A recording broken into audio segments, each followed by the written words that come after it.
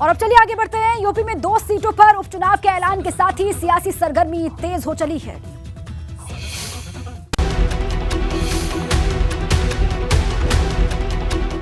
गोला गोकर्णनाथ सीट पर सियासी संग्राम के बाद अब रामपुर विधानसभा क्षेत्र और मैनपुरी लोकसभा क्षेत्र में सियासी घमासान मचने वाला है।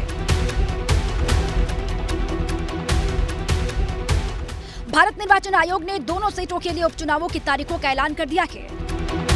5 दिसंबर को रामपुर और मैनपुरी में होगा मतदान। 8 दिसंबर को आएंगे नतीजे। मैनपुरी लोकसभा सीट मुलायम सिंह यादव के निधन के बाद खाली हुई है। मैनपुरी सीट सपा का गढ़ है।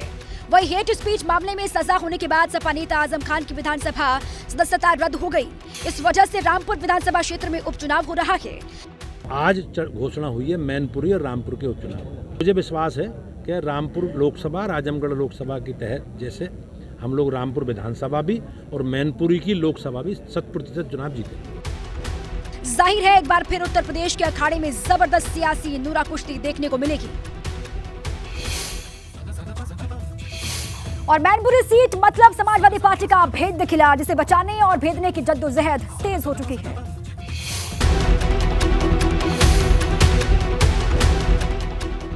मैनपुरी में चुनावी बिगुल बच चुका है। समाजवादी पार्टी के संस्थापक मुलायम सिंह यादव के निधन के बाद इस सीट को बचाना अखिलेश यादव के सामने बड़ी चुनौती है, क्योंकि मैनपुरी वो सीट है जिससे पूरी सपा की साख जुड़ी हुई है।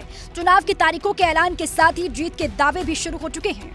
सपा का दावा है कि मैनपुरी का मैदान वो बड़े अंतर से जीतेगी। मैनपुरी में समाजवादी पार्टी बड़े अंतर से चुनाव जीतने का काम करेगी। प्रत्याशी कौन होगा इसका निर्णय माननीय राष्ट्रीय अध्यक्ष जी करेंगे।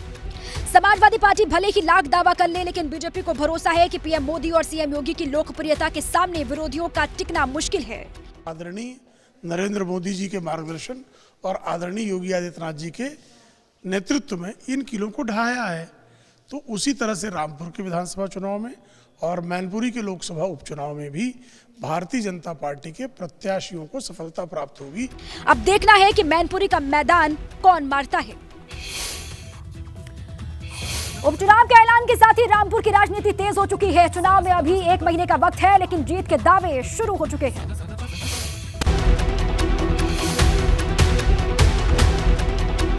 आजम का गढ़ बचेगा या रामपुर में लहराएगा भगवा? चुनावी बिगुल बचने के साथ ही ये सवाल सियासी फिजाओं में तैरने लगी है। आजम खान को हेट स्पीच मामले में सजा मिलने के बाद ये सीट रिक्त हो गई थी और इसके बाद अब चुनाव आयोग ने यहां पर चुनाव की घोषणा कर दी है। 5 दिसंबर को रामपुर की जनता अपने इरादों पर मुहर लगाएगी, लेकिन जीत के दावे अभी से शुरू हो चुके हैं। नेताजी और नेताजी के स्थान पर जो व्यक्ति आएगा उसको समाजवादी पार्टी का जो भी प्रत्याशी होगा, मैनपुरी की जनता उसको एक तरफा वोट देने का काम करेगी। मुझे उम्मीद है हमारी पार्टी बिल्कुल ताकतवर होकर और बीजेपी को हराने की स्थिति में रहेगी। उपचुनाव को लेकर जनता की राय भी अलग अलग है। किसी को सपा पर भरोसा है तो किसी को कमल में कमाल दिखता है।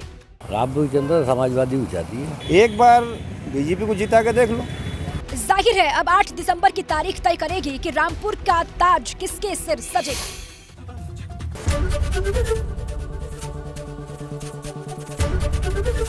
एबीपी गंगा, खबर आपकी, जुबान आपकी।